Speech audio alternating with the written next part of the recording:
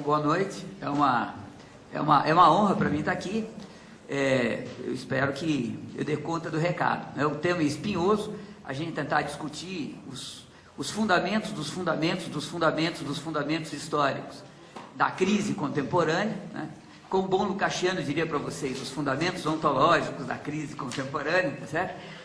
E é uma discussão bastante cabeluda, então eu vou, enfim, cortar rapidamente os agradecimentos e passar rapidamente ao tema, tá certo? Porque tem muita coisa para falar.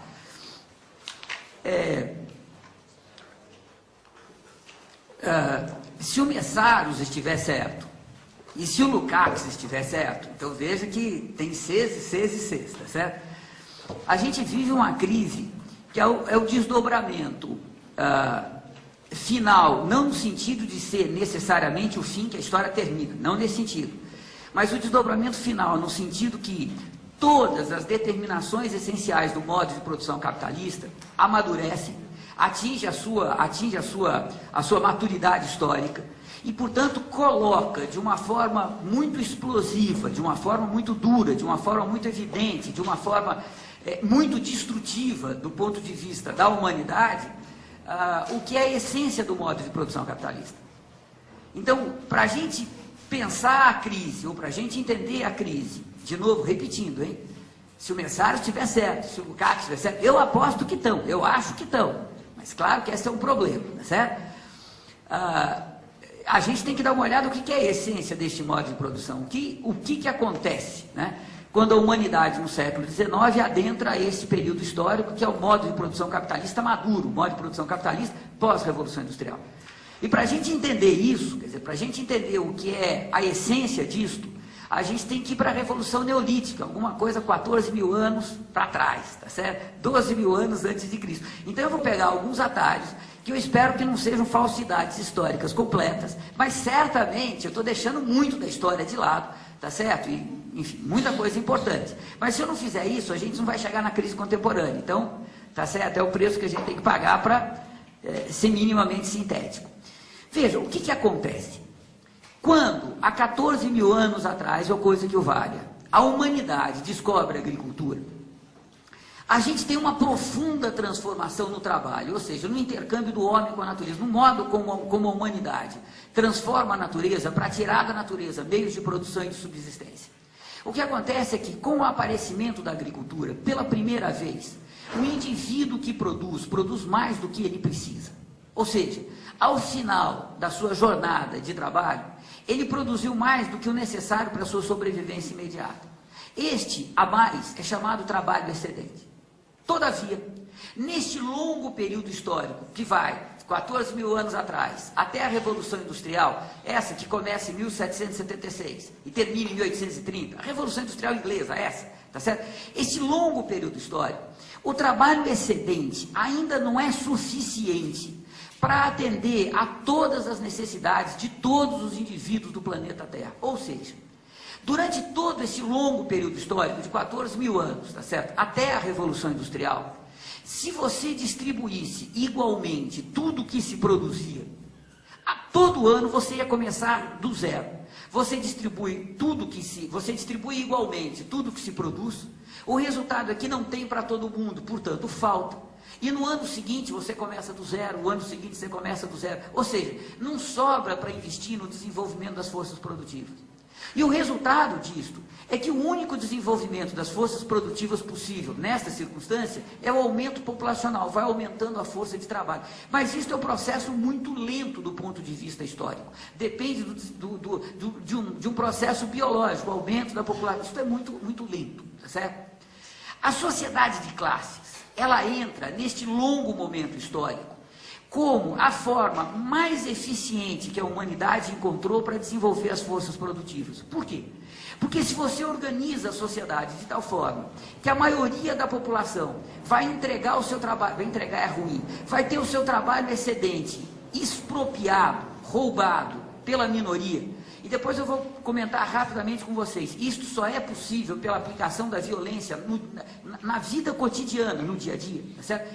Mas se a maioria da população entrega o seu trabalho excedente para a minoria, entrega não, tem o seu trabalho excedente expropriado pela minoria, O resultado é que esta minoria arrecada tanto recurso, tanta riqueza, que ela, mesmo que faça pirâmide, embeleze Roma, faça o Partenon em Atenas, ela não consegue consumir toda a riqueza que ela arrecada. E, portanto, sobra para ela desenvolver o seu negócio. E desenvolver o negócio significa fazer estrada aqui, fazer porto ali, aumentar, né, trazer mais escravos, aumentar a produção. Ou seja, acaba significando desenvolver as forças produtivas. Então, veja, durante o longo período histórico, que vai da Revolução Neolítica até a Revolução Industrial, a gente tem um período em que a produção não é suficiente para todos. Portanto, você tem a carência. E neste período em que você tem a carência, as classes sociais, é uma mediação social muito adequada para desenvolver mais rapidamente as forças produtivas. Porque você concentra a riqueza e, ao concentrar a riqueza, sobra para desenvolver, para investir no desenvolvimento das forças produtivas. Claro que com isso a humanidade pagou um preço elevadíssimo, porque a maior parte da humanidade não fez parte deste desenvolvimento das forças produtivas, ou melhor dizendo, não colheu o que de melhor o desenvolvimento das forças produtivas possibilitou. Este desenvolvimento humano, este desenvolvimento, vocês querem, né, bem Lukács e Messages, este desenvolvimento humano genérico, que o desenvolvimento das sociedades de classe possibilitou, só foi possível, porque a maior parte da humanidade, os trabalhadores, foram excluídos deste progresso, né? Tiveram negados a possibilidade de participar, de ter acesso a esses ganhos que a humanidade teve. Mas veja, enquanto tinha carência, não tinha como superar as classes sociais. Porque toda vez que você fazia uma sociedade, vamos imaginar, fazia uma sociedade mais igualitária, quando a sociedade de classes encontrava com esta sociedade mais igualitária, a sociedade de classes desenvolvia as forças produtivas mais rapidamente, tinha exército, tinha soldado, destruía a sociedade mais igualitária e transformava a sociedade mais igualitária em fonte de lucro para si próprio. Lembra os romanos com os bárbaros, o que o capitalismo fez com todos os modos de produção pré-capitalistas, aonde chega a sociedade de classes, ela destrói a sociedade mais primitiva e igualitária e transforma os recursos dessa sociedade em fonte de lucro para ela. Então, quando chega o capitalismo, né, as grandes navegações, 1500, 1600, né, quando surge o mercado mundial, a gente tem o processo final de destruição das sociedades igualitárias, anteriores, né, que mantinham ainda essa distribuição mais igualitária, e elas vão ser substituídas pela sociedade de classes. Veja, este quadro de carência que impunha as classes sociais tinha uma outra consequência histórica importante. Veja, o desenvolvimento das forças produtivas nas sociedades de classe, em linhas gerais, portanto, há momentos que isso não ocorreu, em linhas gerais, levou ao desenvolvimento das relações mercantis. O que é uma relação mercantil? É assim, ó, entre a produção e o consumo, você tem um mercado. Você só consegue consumir aquilo que foi produzido porque tem um mercado que faz essa distribuição. Vou dar um exemplo lá atrás. Veja, Roma, né, a Itália produzia vinho e azeite de oliva. O Egito produzia trigo. Quando este modo de produção está no seu apogeu, tem que ter a mediação do mercado. Porque o Egito está produzindo muito mais trigo do que ele pode consumir, Roma está produzindo muito mais vinho e azeite, e se não tiver o mercado, não tem a produção nem no Egito, nem a produção em Roma. Então veja, a produção mercantil é aquela produção que só pode continuar a se desenvolver, que só pode continuar sendo o que ela é, se ela tiver a mediação do mercado. Tranquilo isso? Veja, se historicamente eu tenho a carência, ou seja, eu não tenho para todo mundo, ou seja, a produção é menor do que a necessidade, veja, historicamente o que eu tenho é uma oferta muito menor do que a procura. O que se produz é menos do que se precisa. Então, o que se oferta no mercado é menos do que se precisa. O resultado é que, do ponto de vista histórico, da grande tendência histórica, a tendência é que o preço fique lucrativo, que o preço fique bem acima do preço de custo. E a relação, e esta mediação do mercado, portanto, a relação mercantil, ela é historicamente muito adequada para o desenvolvimento das forças produtivas desse longo período histórico. Olha que loucura. Quando a gente vem para a Revolução Industrial, o período de carência é superado. Depois eu volto. Mas eu não estou dizendo com isso que o período de miséria humana é superado, tá certo? De carência é superado. O que eu estou dizendo com isso? O que eu estou dizendo é que, pela primeira vez, a humanidade produz mais do que a humanidade precisa. Ou seja, pela primeira vez na história da humanidade, se a gente atender a todas as necessidades de todos os indivíduos de uma forma plena, sobra para desenvolver as forças produtivas. Lembra aquilo que o Marx vai dizer? Que no comunismo é de cada um de acordo com a sua capacidade e a cada um de acordo com a sua necessidade. O comunismo não é, distribuir igualmente para todos. O comunismo é o reconhecimento que as individualidades são necessariamente diferentes, portanto têm necessidades diferentes, e todas as necessidades humanas devem ser igualmente satisfeitas de uma forma plena, porque elas são humanas. Por que o Marx está levantando isso? Porque o período histórico da abundância possibilita. A gente pode atender a todas as necessidades de todos e ainda sobra para o desenvolvimento das forças produtivas. Depois, quando a gente chegar mais à frente, eu vou dar exemplo para vocês de como é que isso funciona no capitalismo dos nossos dias. O que é importante, a passagem para a abundância? É que pela primeira vez, a oferta se transforma muito maior do que a procura. Pela primeira vez, do ponto de vista histórico, o mercado vai se tornando um mercado saturado, ou seja, você tem uma produção maior do que a necessidade, mesmo. E o resultado disso é que, pela primeira vez ao longo da história da humanidade, o mercado não funciona mais como uma mediação adequada para desenvolver as forças produtivas. Porque como a oferta é menor do que a procura, os preços tendem a cair abaixo do preço de custo e, portanto, a mediação do mercado faz com que, de tempo em tempo, você tenha uma baita crise que trava a produção. Veja, vê se eu consigo ser mais claro. Se você tem a abundância, você tem uma oferta maior do que a procura. Se a oferta é maior do que a procura, a tendência é os preços caírem abaixo do preço de custo. Então veja, você tem a indústria produzindo cada vez mais, com todas as mediações, a agricultura produzindo mais, com outras mediações, os serviços produzindo cada vez mais. Na medida que você vai aumentando a oferta, o preço vai caindo, vai caindo. Chega um determinado momento que a produção não pode continuar aumentando, porque os preços não compensam mais. Então a gente sai de um longo período histórico, em que o mercado, as relações mercantis, levavam a produção para frente, e a gente passa por um longo momento histórico, em que a produção voltada para o mercado passa a ser travada por crises sucessivas. Aquilo que o Marx vai chamar de crises cíclicas, que vai arrastar todo o século XIX, eu vou mais ou menos contar a história delas em seguida. O que eu estou tentando mostrar para vocês é que, veja, a gente tem uma situação histórica que muda de patamar quando a gente passa pela Revolução Industrial. Ou seja, quando a gente entra no capitalismo industrial, no capitalismo maduro. Que patamar histórico é esse? Antes deste momento histórico, as relações mercantis, o mercado, era uma mediação adequada para levar as forças produtivas para frente. Portanto, produzir para o lucro, e não para atender às necessidades humanas, ou se vocês quiserem, produzir para reproduzir de uma forma ampliada a propriedade privada da classe dominante, era um meio adequado, melhor dizendo, era um meio mais adequado do ponto de vista histórico para desenvolver as forças produtivas. Quando a gente vem para o capitalismo maduro, pela primeira vez na história, o mercado trava. Porque os preços não compensam mais, historicamente, porque a oferta é muito maior do que a procura, porque a gente passou para a abundância. E o resultado disso é que, pela primeira vez na história humana, produzir para produzir lucro e não necessidade humana, deixa de ser uma mediação adequada para desenvolver as forças produtivas. Pelo contrário, passa a ser um entrave ao desenvolvimento das forças produtivas. E é isso que o Marx vai levantar lá no século XIX, que se abre um período histórico em que você tem uma contradição antagônica, ou seja, impossível de ser mediada entre o desenvolvimento das forças produtivas e as relações de produção capitalista. O que são as relações de produção capitalista na sua essência? São relações de produção voltadas a produzir reproduzir de forma ampliada o capital, ou seja, produzir o lucro e não atender às necessidades humanas. Esta forma de produzir, historicamente, trava.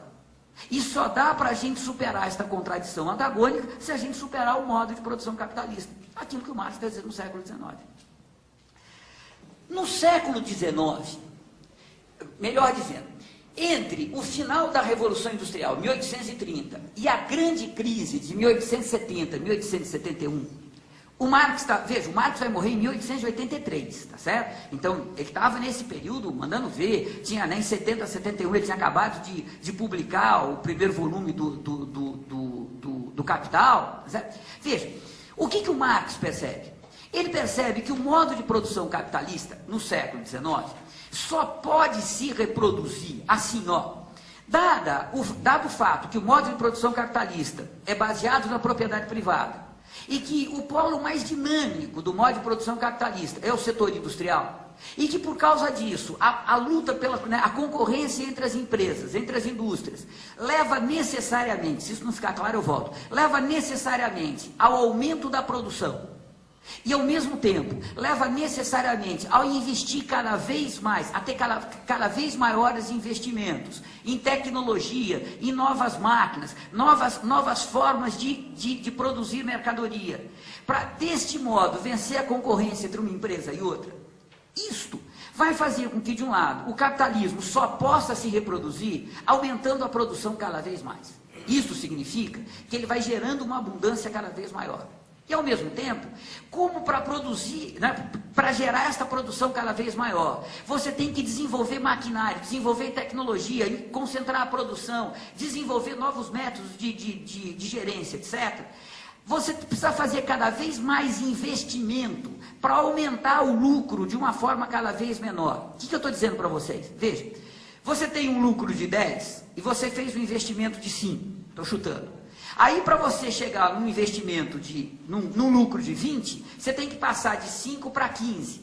Depois, para você dobrar o lucro, você tem que mais que dobrar o investimento. Veja, o volume total de lucro vai aumentando cada vez mais. O volume total de mais-valia, para ser tecnicamente preciso, vai aumentando cada vez mais. Mas a relação entre o que você tira de mais-valia e o que você investe, vai fazendo com que o investimento vá se tornando cada vez mais pesado. Isto vai fazer com que não o lucro total da empresa aumenta, mas a lucratividade, ou seja, a relação entre o lucro e o investimento vai diminuindo.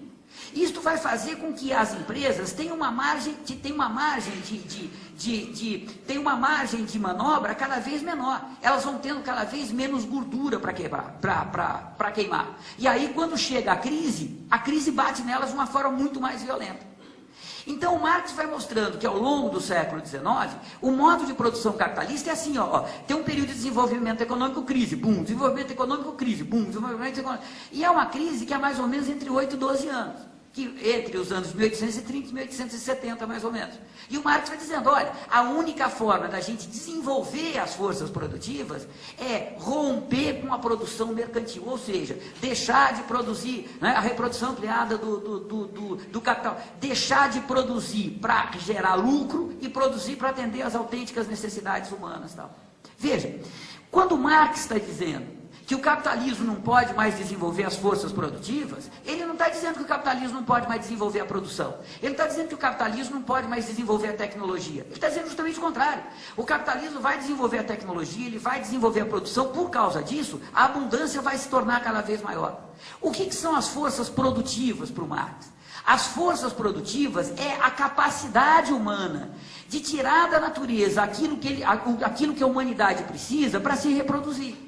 E quanto maior for esta capacidade, significa que menos tempo a gente tem que gastar transformando a natureza e mais tempo a gente pode ser livre desta relação com a natureza. Portanto, mais tempo a gente pode ser humano, mais tempo a gente pode viver. As forças produtivas, por Marx, é a capacidade humana de fazer a sua história.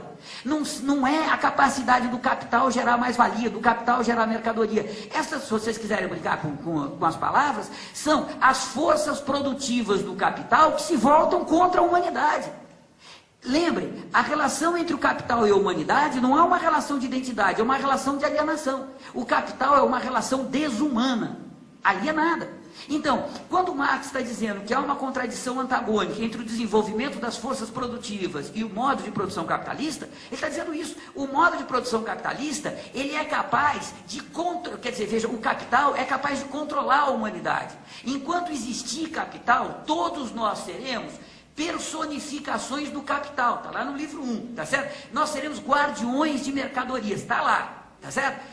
Se a gente, veja, e o Capital vai dizer o Marx, né? E depois o Messaros retoma isso brilhantemente, né? O capital é incontrolável. A humanidade pode destruir o capital, mas a humanidade não pode controlar o capital. O capital é incontrolável, tá certo? Veja, o Marx está dizendo isso. Olha, enquanto tiver o capital dominando, quer dizer, enquanto tiver o capital, ele está dominando a produção. Enquanto a produção for uma produção de capital, vai ser uma produção cada vez mais desumana. E a gente vai de crise em crise, crise em crise, crise em crise. Todavia, vocês sabem, o Marx estava convencido que a humanidade nunca ia chegar a esse ponto que chegou. Se, né, na época do Marx, dissessem para ele, cara, a gente vai virar o século XX sem ter a Revolução Proletária. E vamos lembrar o que é a Revolução Proletária, tá certo? A Revolução Proletária é aquela que tem na sua bandeira o fim das classes sociais, da exploração do homem pelo homem, do Estado e do casamento monogâmico, tá certo? Temos que lembrar os quatro, porque eram os quatro, tá certo? E acabar o casamento monogâmico não é ir para o amor livre dos anos 60, tá certo? Não é isso. Veja, o casamento monogâmico é quando as tarefas de criação de filho, de comida, organização do lar, deixa de ser uma atividade coletiva e vira uma atividade privada que você separa a família da vida coletiva e isto só é feito pela propriedade privada. Então, superar a família monogâmica é superar a propriedade privada nas relações familiares, ou, portanto, na organização da criação de filho, alimentação, tá certo? E disso que se trata. Veja, o que vai acontecer? Quando a gente está chegando nos anos de 1870, 71, o capitalismo que surgiu com a Revolução Industrial está passando por uma transformação importantíssima. Porque a cada vez que você tem um período de crise, o grande engole o pequeno. E você tem um processo de concentração dos grandes capitais que possibilita que a partir de 1870, o fundamental da economia industrial, que eu volto a repetir, é o polo mais dinâmico da reprodução do capital, veja, que o capital industrial passa a ser dominado por grandes monopólios e grandes cartéis. A gente sai daquele período que é conhecido como capitalismo concorrencial e a gente entra para o capitalismo monopolista. Qual que é a diferença fundamental? São duas. Em primeiro lugar, os grandes monopólios passam a ter um controle é péssimo, passam a ter uma interferência sobre o Estado qualitativamente diferente do que se tinha antes. Atenção que eu estou dizendo. Não é que o Estado antes era o comitê executivo da classe dominante da burguesia e que depois deixou de ser. Não é isso que eu estou dizendo. O Estado é o comitê executivo da classe dominante e não importa que Estado seja, tá certo? Esse negócio do Estado ampliado, o Estado de todo o povo, que o Estado... Isso aí não tem nada a ver, certo? Estou convencido que não é por aí e acho que isso não tem em Marx, né? Bom, não vou entrar nessa polêmica agora. Mas olha que coisa interessante, veja. Não é que o Estado deixou de ser o comitê executivo da classe dominante. É que agora o Estado é o comitê executivo dos grandes monopólios, dos grandes cartéis, que agora representam a burguesia na sua totalidade. O que, na verdade, se alterou é que você teve um processo de concentração do capital na esfera econômica que mudou as relações de poder no interior da classe dominante. E isso é que mudou. E, portanto, a relação dos setores dominantes, da classe dominante com o Estado também se altera. Por causa disso que começa, o que o Lenin vai tornar conhecido depois, né? Que começa o imperialismo. O que é o imperialismo? Claro que o Capital já era imperialista antes, tá certo? Mas por que o Lenin vai escrever imperialismo, etapa superior? É porque a partir de 1870, a política externa dos grandes estados capitalistas passa a ser diretamente ditada pelos grandes monopólios e grandes cartéis. E isso introduz na política externa, na relação internacional, na forma como o Estado se relaciona com a economia, algumas novidades. Mas não altera a essência desta relação, nem altera a essência do Estado, que continua sendo, repito, comitê executivo da classe dominante. Mas o fato, veja, é que a partir deste momento o Estado começa a intervir na economia e isto vai alterar, em parte, a dinâmica das crises cíclicas. E a outra coisa importante, vamos ver se eu consigo ser claro. Veja, quando a gente passa do capitalismo concorrencial para o capitalismo monopolista, nas economias capitalistas centrais, veja, a gente está falando de 7 ou 8 ou 9 países no mundo, tá certo? Estamos falando do Japão na Ásia, estamos falando de Bélgica, Inglaterra, França, né, Alemanha, de certa forma, né, a partir daí, Estados Unidos, tá certo? São pouquíssimos países, tá certo? Mas nestes países capitalistas centrais, acontece um fenômeno curioso. Veja, a generalização da produção industrial vai fazer com que fique mais barato o trabalhador comprar a roupa, o sapato, o macarrão, o arroz, o feijão industrializado ou processado industrialmente, do que ele fazer isso na casa dele. Até este momento, né, o operário, ele fazia o macarrão dele, fazia o sapato dele, né, a mulher e as filhas costuravam a roupa de toda a família. E isto fazia com que a reprodução da sua força de trabalho ficasse mais cara do que se ele começar a comprar os produtos industrializados, que são muito mais baratos. Veja, a partir desta industrialização de roupa, comida, ou seja, dos meios de subsistência, duas coisas acontecem. Primeiro, a burguesia começa a ter lucro no consumo operário. Segundo lugar, como o operário está consumindo produtos de subsistência, que são mais baratos, o seu salário pode diminuir, porque a reprodução da sua força de trabalho se tornou mais barata. O que possibilita a burguesia extrair uma mais-valia maior desta exploração.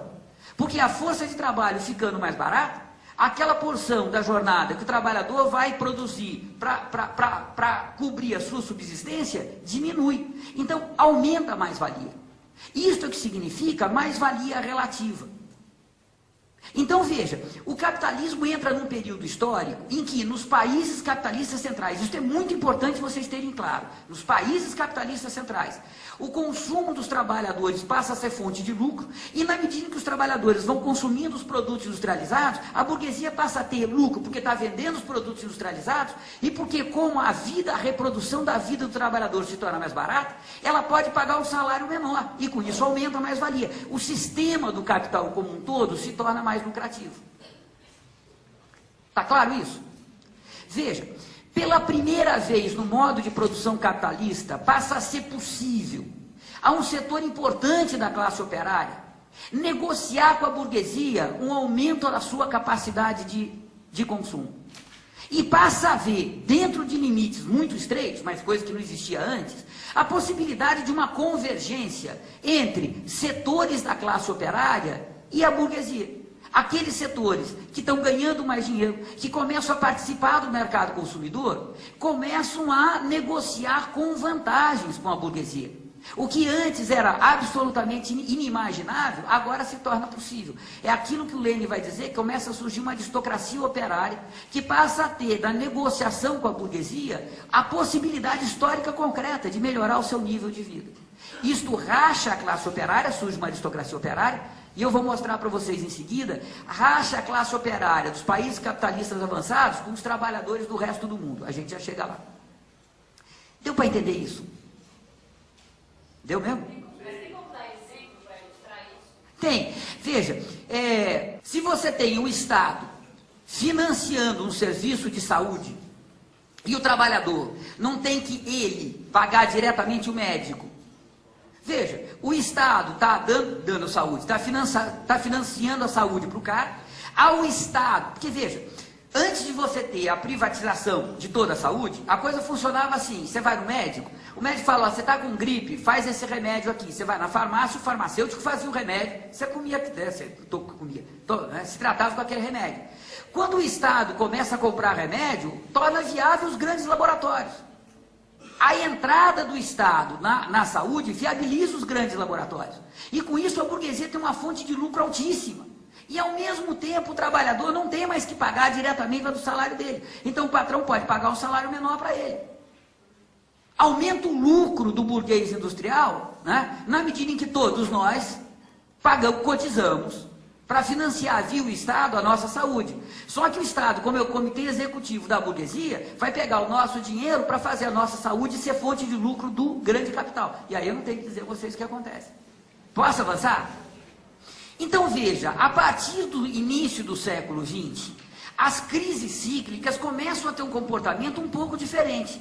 Porque agora o Estado intervém, os monopólios têm um peso muito grande no desenvolvimento dessas crises cíclicas. Você tem lentamente, depois isso vai se acelerar, você tem lentamente o aumento do consumo dos trabalhadores como um fator de crescimento econômico importante nos países capitalistas mais avançados, e o resultado disso é que você deixa de ter aquelas crises cíclicas, tal como a gente tinha no século XIX, e agora a gente tem assim, a primeira grande crise do século XX vai ser administrada com a Primeira Guerra Mundial. A segunda grande crise, que vai ser 1929, vai ser administrada com a ascensão do nazifascismo lá da Europa e em seguida a Segunda Guerra Mundial. Isto vai fazer, veja, com que as crises sejam muito mais violentas quando elas vêm. Mas a solução que a burguesia vai dar é assim, a crise não é provocada pela abundância. Você quer coisa melhor para consumir o que foi produzido do que uma guerra? Guerra é um processo de destruição, não apenas de força de trabalho, de humanidade, mas a destruição de riqueza é uma coisa inimaginável. Você destrói. E para o capitalismo agora é fundamental destruir, porque na medida em que você destrói, você consome a abundância e, portanto, viabiliza uma nova rodada de crescimento econômico das forças produtivas do capital. Então, veja, o andamento da crise no modo de produção capitalista se altera, mas a essência da crise continua exatamente a mesma. A abundância gera necessariamente a crise, porque a abundância, que deveria ser a riqueza plena da humanidade, no capitalismo significa superprodução, ou seja, crise. O que eu estou tentando levar a vocês? Olha que nós estamos dando carapulo. Quando está terminando a Segunda Guerra Mundial, a economia capitalista está numa situação difícil. Primeiro, porque o grosso da economia capitalista, o grosso da principal economia capitalista mundial está destruída pela guerra. O Japão, completamente arrasado, mais 2 bombas atômicas. Todos os grandes polos industriais da Europa arrasados. Todos, não sobrou nenhum inteiro. O único país que se desenvolveu, e desenvolveu muito com a guerra, os dois únicos, mas, os Estados Unidos de um lado e a União Soviética do outro. Depois eu falo o que está acontecendo lá na União Soviética. O fato é que os Estados Unidos terminam a Segunda Guerra Mundial, olha que loucura, os Estados Unidos, quer dizer, o território dos Estados Unidos, ele produz mais da metade da produção industrial do mundo. Os Estados Unidos contêm 6% da população mundial e produzem e consomem 30% da energia que o mundo consome. Esses caras produzem um navio de guerra por dia, um tanque a cada 7 minutos, um avião de guerra a cada 5 minutos, e aí vai capacete, fardamento, bala, tá certo? Mais energia para fazer tudo isso, mais transporte, mais. Pessoal, era uma produção gigantesca. E do dia para a noite, a guerra termina, você não tem onde escoar essa produção. Em 1943, depois da Batalha de El Alamein e a Batalha de Stalingrado, que é a virada da guerra, depois de El Alamein e Stalingrado, era claro que a Alemanha ia perder a guerra. A questão agora é quando ela ia perder, mas ela não tinha mais como ganhar a guerra. Os Estados Unidos, o governo norte-americano monta um grupo de pensadores para tentar pensar o que vai ser a economia mundial pós-guerra.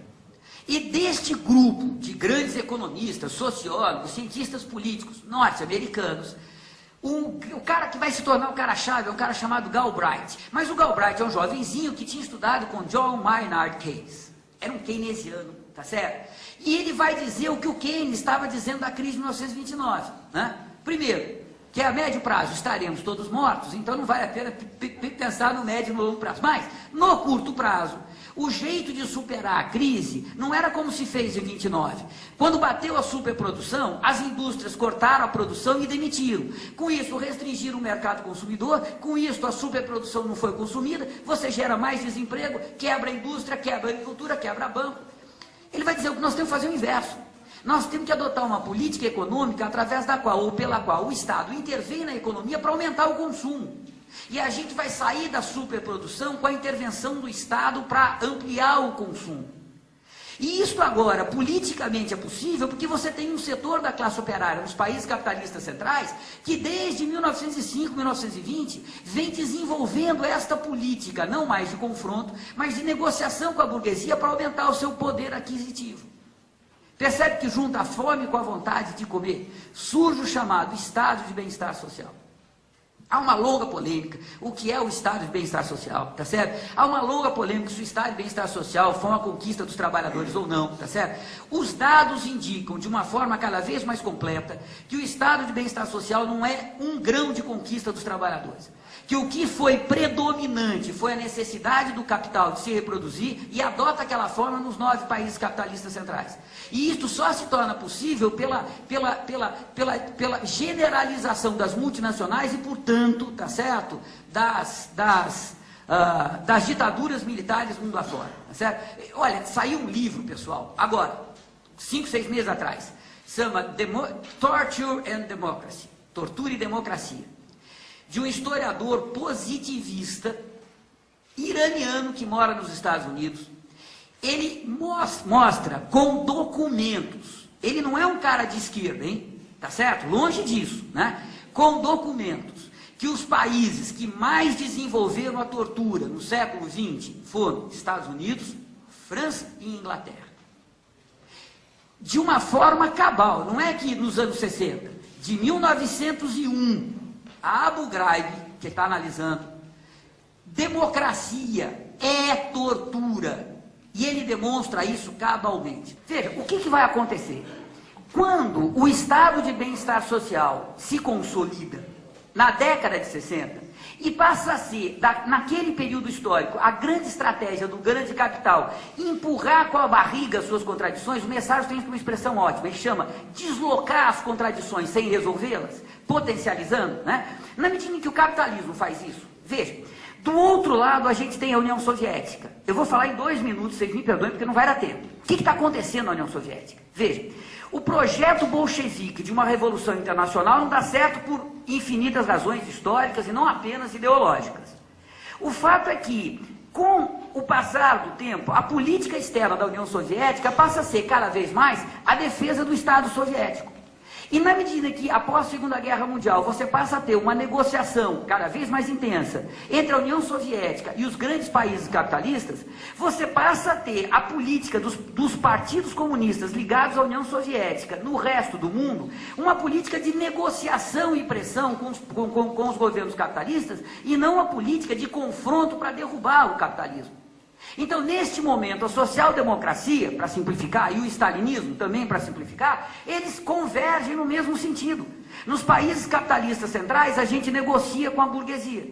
Então, veja, você tem o estado de bem-estar social ampliando a massa salarial, os partidos sociais-democratas, os sindicatos sociais-democratas e os partidos comunistas e os sindicatos comunistas, as grandes centrais sindicais, tendo vitórias econômicas significativas na negociação com a burguesia e legitimando esta política de negociação. Vai se desarmando as classes operárias dos países capitalistas centrais no sentido de combate frontal revolucionário, combate frontal ao capital. O que vai subsistindo vai sendo uma máquina partidária, uma máquina sindical e um processo de educação dos trabalhadores durante décadas, no qual a negociação é sempre a via principal, o confronto é sempre um confronto parcial, pontual, que é, na verdade, acessório à negociação. Então, o que vai acontecer? Quando o estado de bem-estar social, no final da década de 1960, já não mais consegue consumir a abundância, porque o estado de bem-estar social, com as multinacionais do terceiro mundo e a ampliação do mercado consumidor do primeiro mundo, eleva a produção a um nível altíssimo, quando isso não acontece mais, e o ponto da crise é a derrota norte-americana lá no Vietnã, e aí não tem mais como pressionar militarmente o Oriente Médio, aí explode preço de petróleo, etc. Quando isso acontece, a crise do modo de produção capitalista entra num novo patamar. Porque agora a abundância é tão grande, é tão grande, é tão grande, que não dá mais para ser consumida. Portanto, a crise passa a ser aquilo que o Messaros vai chamar de uma crise estrutural, um contínuo de crise. Você não tem mais períodos de crise profunda que consome a abundância e a partir daí um novo processo de crescimento econômico. Já não é mais assim. Entra numa crise que começa 70, 71, 72, dependendo de qual país, qual região do mundo, mundo, mas que chega neste momento sem nenhuma perspectiva de... Vamos imaginar que a gente tivesse há 2 anos atrás, antes dessa crise, tá certo? Sem nenhuma perspectiva de melhoria. A crise não tem fim. A crise se transformou na única forma que o modo de produção capitalista tem de se reproduzir. E como é que ele se reproduz agora? Através de uma intervenção do Estado, que num primeiro momento vai pegar a riqueza capitalista, acumulado sob a forma da propriedade estatal capitalista, burguesa, pega esta riqueza e privatiza, ou seja, queima esta riqueza para financiar a crise que está girando, que foi a primeira fase do neoliberalismo. E depois, quando não dá mais conta, a economia começa a viver, de um lado, de especulação financeira, que eu já vou mostrar para vocês o que é, e do outro lado, de bolhas. O que é especulação financeira? Especulação financeira é assim, ó. Eu vou dar um exemplo muito tranchante, tá certo? Mas é isso, ó. Eu aposto que a produção de petróleo vai continuar aumentando daqui a 5 anos. Portanto, ao longo de 5 anos, eu vou ter a produção de uma riqueza X. Então, o que eu faço? Eu aposto em cima desta riqueza. Eu vendo ações com um valor que, se esta riqueza for produzida, este valor vai ser lucrativo. Mas depende desta riqueza ser produzida. Na medida em que esta prática deixa de ser algo pontual e passa a ser a prática cotidiana dos grandes grupos capitalistas, porque você não pode mais investir na indústria e no comércio, porque o mercado está saturado. Na medida em que isso acontece, um começa a apostar no outro. Na penúltima crítica marxista, saiu um artigo interessantíssimo da Virginia Fontes, discutindo a categoria marxiana, do Marx, de capital fictício. Capital fictício é isso, você gera crédito em cima de uma riqueza que ainda vai ser produzida se a economia continuar funcionando. Mas você não tem nenhuma garantia que a economia vai continuar funcionando. Mas você vai girando. Então, de um lado, você faz isso, aumenta absurdamente a quantidade de ações, de papéis, de bônus do Tesouro, DDD, que é apostando que a economia vai continuar produzindo uma riqueza em escala ampliada. E do outro lado, você vai gerando bolhas. O que é bolha? Veja, a bolha clássica, você inventa um produto novo. Tinha televisão, mas não tinha videocassete. Quando se inventa o videocassete, você gera um mercado inteiramente novo, que está zerinho. O resultado é que você tem um enorme mercado para ocupar. Videocassete, a indústria cresce para 10, 15, 20, 25% ao ano, todo mundo comprando videocassete, gera toda a indústria de fabricação de videocassete, de videolocadoras, DDD, Hollywood, mas rapidamente o mercado se esgota, porque como você tem um enorme montante de capital disponível e muita mão de obra disponível, você aumenta a produção rapidamente. Quando o mercado satura, mas tem um vídeo melhor, um vídeo de 2 cabeças. Mas não é todo mundo que vai comprar um vídeo de 2 cabeças, como era todo mundo que quer comprar o primeiro vídeo. Sim, mas agora tem um vídeo de 4 cabeças, menos pessoas compram. Aí o mercado vai se saturando e a crise se instala aí de novo. Então você inventa um novo mercado. Agora não é videocassete, é DVD. O mercado de DVD rapidamente se esgota. Então você cria um Blu-ray e vai daí para frente. Então veja, quando a gente vem para este período de crise do estado de bem-estar social e entra na crise estrutural, era o momento para a classe operária se lançar à luta, defender as suas conquistas, defender o estado de bem-estar social. E por que não fez isso? Porque o estado de bem-estar social não era dela.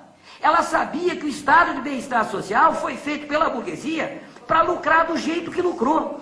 E ela tinha sido educada durante décadas no projeto democrático social-democrata e no projeto democrático stalinista.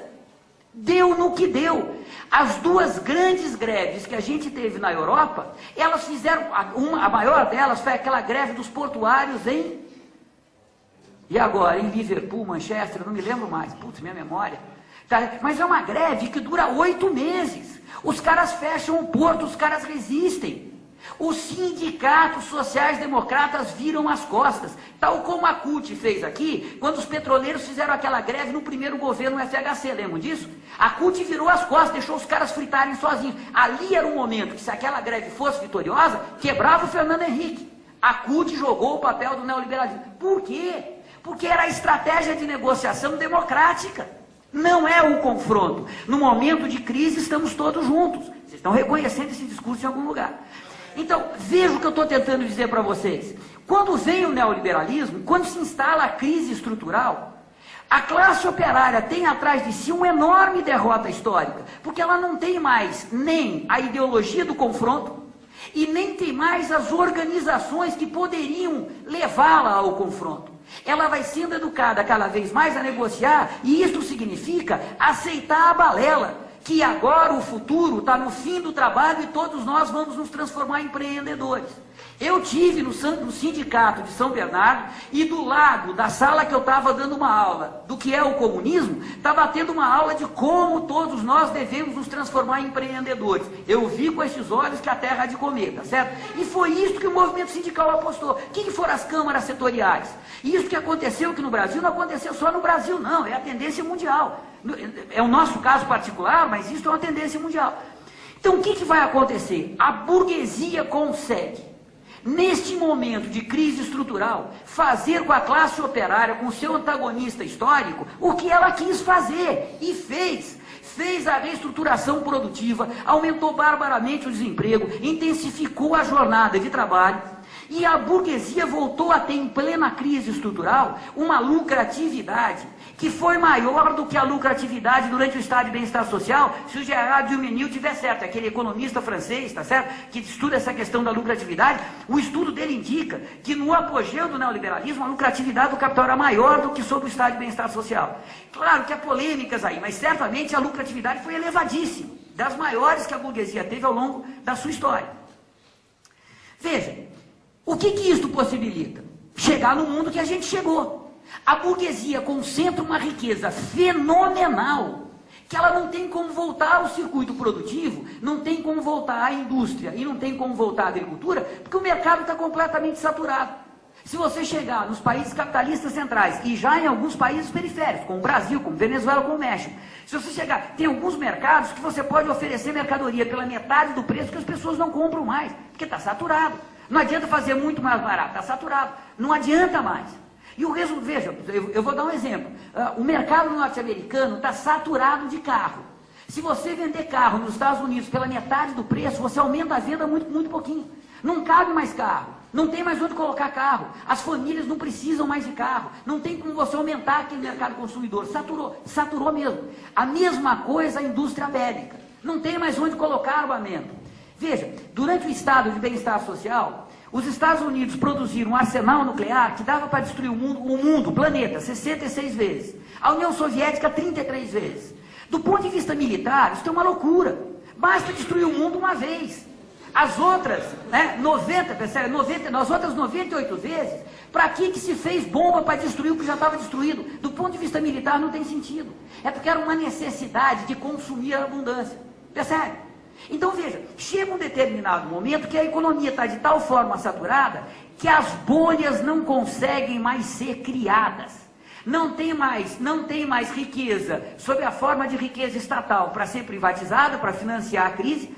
Você fez a reestruturação produtiva que deu para fazer, jogou a África na miséria, criou polos de miséria nos próprios países capitalistas centrais, tá certo? Europa, Estados Unidos, tá certo? Canadá, Japão. E mais sério do que isso, você é claro que isso é uma expressão que não tem nenhum valor científico, mas você intensifica, falar hiperexplora, né? Você intensifica ainda mais a exploração dos países capitalistas periféricos, e o resultado disso é que o mercado consumidor nesses países se contraiu também. E veja, isto vai fazer com que a gente chegue em um determinado momento que nem as bolhas mais conseguem sobreviver. Aí começa a crise de outubro do ano passado. Veja que coisa genial. Como toda grande crise, a crise é anunciada, mas não é marcada. Por que eu estou dizendo para vocês que a crise é anunciada? Tá certo? Desde a década de 70, um cara que vocês vão conhecer agora em agosto, quem não conhece vai conhecer, porque também se não conhecer, dificilmente vai conhecer, então tem que ir, que é o Istvan Messáros. Ele vai estar na Unesp, em Marília, 17 a 19 de agosto, e deve estar aqui em São Paulo num grande evento, tá certo? Vai lançar 3 livros, tá? Ele já está bem velhinho, né? Mas ele vai estar aqui, vocês têm que conhecer esse cara, tá certo? Ele é hoje o pensador mais importante, pensador mais revolucionário, mais importante que a gente tem no mundo, E eu acho que eu não estou enganado, mas se eu tiver, o erro é pequeno, tá certo? O cara é muito bom, o cara é genial. Desde 1970 esse cara está dizendo, olha, a gente passou por um outro patamar da crise, esta crise é uma crise estrutural, e isto significa que a gente já está vivendo um período de transição. O que significa isso? Significa que a gente não sabe que transição que é. A gente pode ir para a barbárie, ele diria o seguinte, se ele tivesse aqui, ele diria o seguinte, se a humanidade tiver sorte, a gente pode ir para a barbárie ou para o socialismo. Ou então, a gente pode ir para a Revolução Proletária e fazer a transição para o socialismo. Mas hoje tem uma terceira possibilidade, que é uma possibilidade talvez mais possível, mas tão real quanto as outras, que é a humanidade se destruir de fato. Se destruir de fato.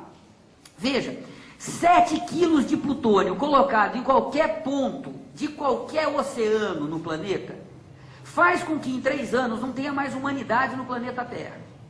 Eu não me lembro os números de cabeça, mas a gente produz muitas toneladas de plutônio por ano. E tem 150 toneladas de plutônio que a Grã-Bretanha guardou em contêineres muito seguros no fundo do Mar do Norte.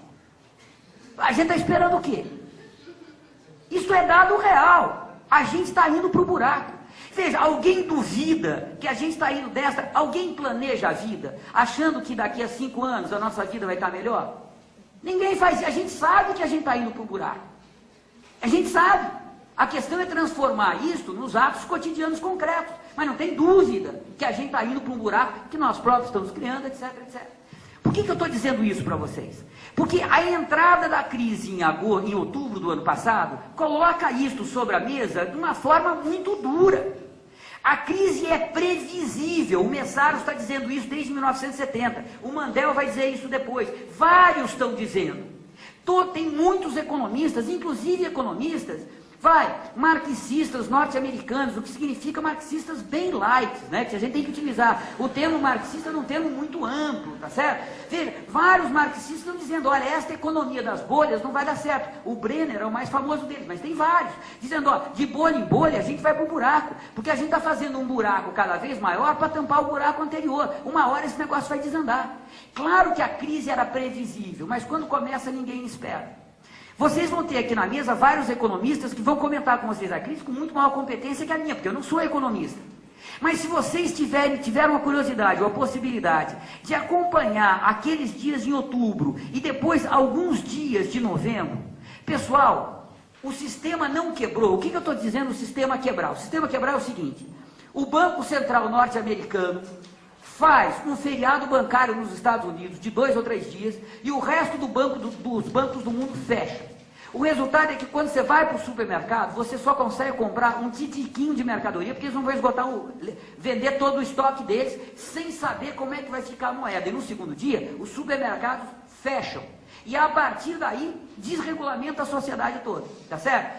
Veja, isso não aconteceu por muitíssimo pouco. Quando eu estou dizendo para vocês por muitíssimo pouco, durante 2 madrugadas, uma delas eu fiquei acordado, durante 2 madrugadas, o pessoal do FED, do Banco Central americano, eles faziam reuniões desesperados, eles tinham que fechar antes das 3 da manhã, o volume de recurso que eles iam prometer colocar no mercado, porque eles não tinham, para garantir que as bolsas do Sudeste Asiático, que as bolsas da Ásia, iam abrir garantindo que o mercado não ia quebrar.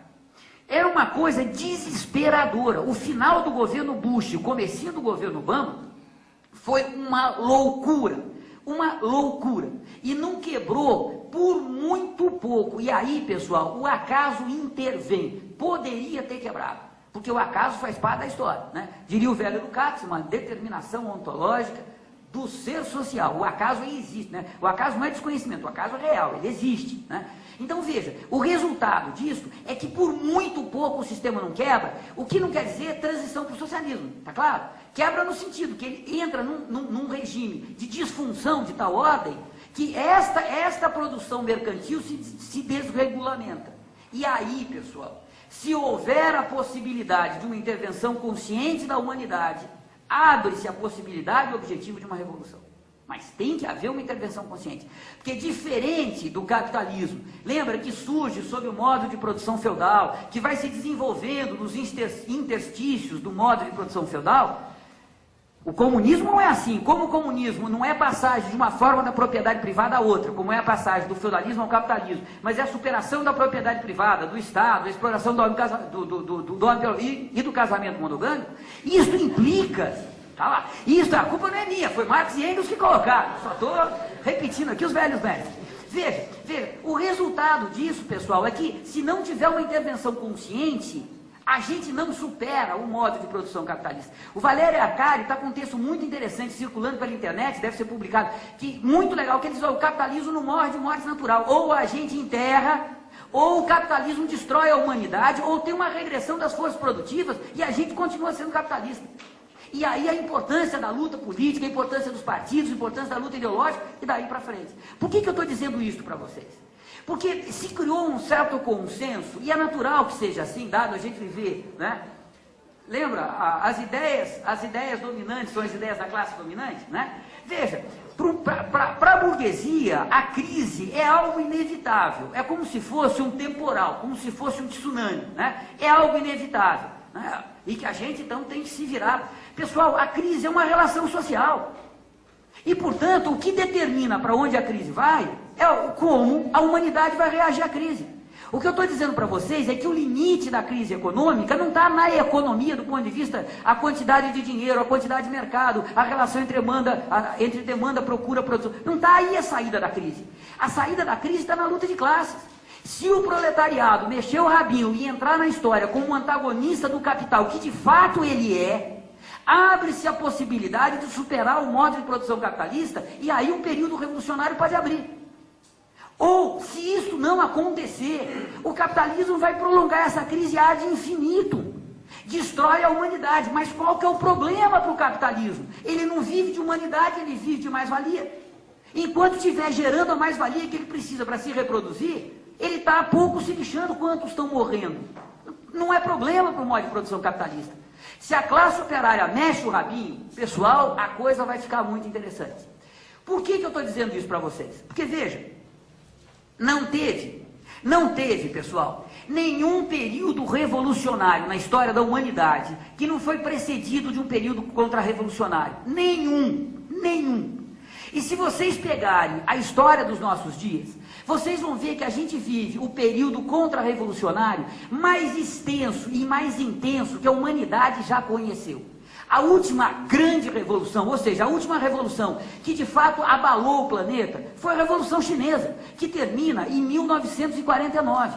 Depois a gente teve revoluções importantes, mas pequenas revoluções. Cubana, Revolução Argelina, a Revolução nos países coloniais portugueses da África, a Revolução Nicaragüense, a Revolução Iraniana. Mas vocês percebem que nem são revoluções socialistas, no sentido de transitar para além do capital, e são revoluções que acontecem pontualmente.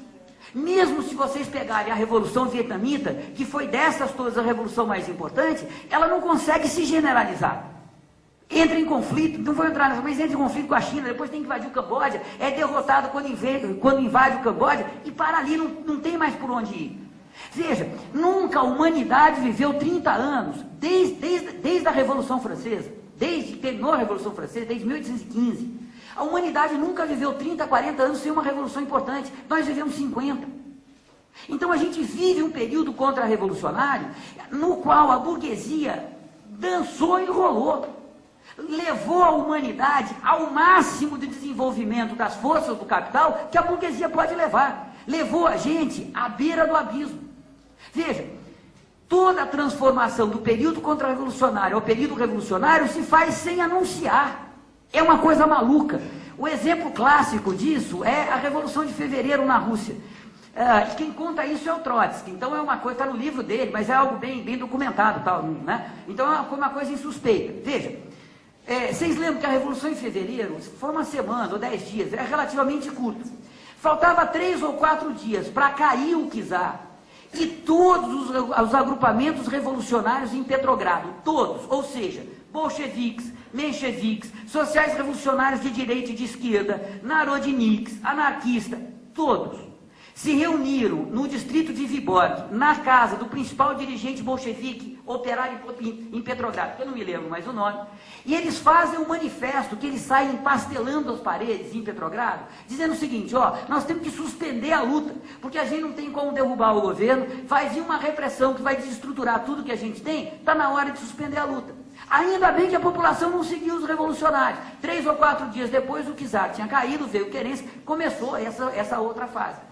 Veja, nenhuma revolução é prevista neste sentido, não tem data marcada. Na maior parte das vezes, a revolução começa e a população, a humanidade só percebe que a revolução começou alguns dias ou semanas ou meses depois. Lembra o Luís XVI dizendo: nossa, é uma rebelião, né? E um assessor dele, não me engano, não, isso é uma revolução. É isso, né? É isso. A revolução é um fenômeno que ela começa. E a partir daí a história se reorganiza. Ela é, o velho Engels diria, é um salto de qualidade, tá certo? O velho, mas não tão velho, Lukács diria, é um salto ontológico. É isso, você passa de um patamar da luta de classe a outro, porque a situação se torna explosiva. Lembra que Lenin dizia? Os de cima não conseguem mais permanecer os de cima e os de baixo não aguentam mais ficar os de baixo. Desarruma a sociedade. E isso acontece do dia para a noite. Eu não estou dizendo para vocês que isso está para acontecer, porque se eu tivesse, estaria negando o que eu estou dizendo para vocês. Não dá para prever.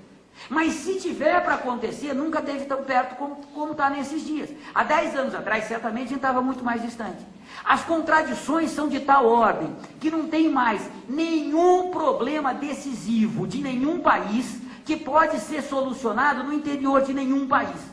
Não tem política que supere, não tem política nacional que dê conta do desemprego. Não tem política nacional que supere o desequilíbrio ecológico. Não tem política nacional que supere o problema da desigualdade histórica entre homens e mulheres. Não tem política nacional que seja capaz de fazer qualquer distribuição de renda, seja ele qual for. E aí, claro que eu estou dizendo para vocês com todas as letras que o Bolsa Família é um programa federal de esmolas e que não está distribuindo renda coisa nenhuma. Tá certo? Veja, não tem o que fazer, a não ser fazer a revolução. Então, pode ser que a revolução não venha e a humanidade se destrua. Mas o que esta crise está colocando em cima da mesa, com todas as letras, é que os revolucionários estavam certos. O capitalismo está levando a gente para o buraco e a única saída é a revolução proletária, cujo programa vocês não sabem, eu não vou dizer para vocês não rirem, tá certo? Então veja, é disto que se trata. A gente vive um momento histórico que aparentemente é um momento muito fechado, é um momento que a gente não tem perspectivas, que as possibilidades são poucas. É o contrário, as possibilidades são infinitas, o horizonte é muito amplo, mas tem um preço a pagar. Tem que assumir a luta aberta, direta, contra o capital e, portanto, pelo comunismo. Não dá mais para a gente enfrentar esse momento histórico com o que a gente fazia 10, 15, 20, 30 anos atrás. Ampliar direitos, democratizar o Estado, temos que democratizar a sociedade. Isso não funciona, pessoal. Isso não funciona. A experiência histórica demonstrou isso.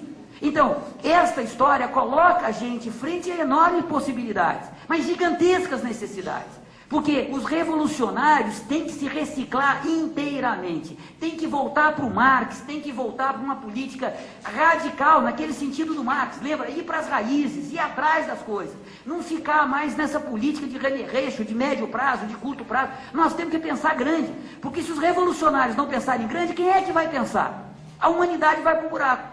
Então, só para a gente terminar, tomar o café e vir para o debate, eu queria dizer para vocês o seguinte: a gente tem grandes possibilidades de se autodestruir ou de ir para a Revolução Proletária. Eu diria mais, a gente está entre né, o fogo e a frigideira. Se não vier a Revolução, eu estou convencido que a gente não tem alternativa. E se não for Revolução Proletária, não será outra. Não será outra. Porque no modo de produção contemporâneo, todas as outras classes sociais vivem da riqueza produzida pelo proletariado. E é assim mesmo, assim mesmo. No escravismo eram os escravos que produziam toda a riqueza, no feudalismo eram os servos, no capitalismo o proletariado. Eu escrevi um livro mais longo, que chama Trabalho e Proletariado no Capitalismo Contemporâneo, que saiu pela Cortez o ano passado, para tentar discutir isso. Por que na esquerda, desde os anos 60 para cá, a gente vai dando adeus ao proletário um atrás do outro, e do ponto de vista das relações de produção, ou seja, no interior da fábrica, o proletariado está lá, o trabalho manual do proletariado está lá, não tem nenhum exemplo empírico que o trabalho manual do proletariado tenha sido extinto na fábrica ou no campo. Não é assim, tá certo? A coisa é muito mais complexa. E aí eu faço um estudo, assim, de petroquímica, tecido, química, tá certo? São 12 ou 13 ramos industriais importantes para mostrar que não tem um exemplo. Né? Então que de fato o proletariado está aí, existe. Se o proletariado vai cumprir a sua missão histórica ou não é um outro problema, que tem a ver com a luta ideológica, etc, etc. Então eu acho que é esse o horizonte que a gente tem e a gente volta depois do café. Espero que de barriga cheia, mas não sonolentos, tá certo? Para a gente travar esse debate que vai abrir aí. Obrigadão.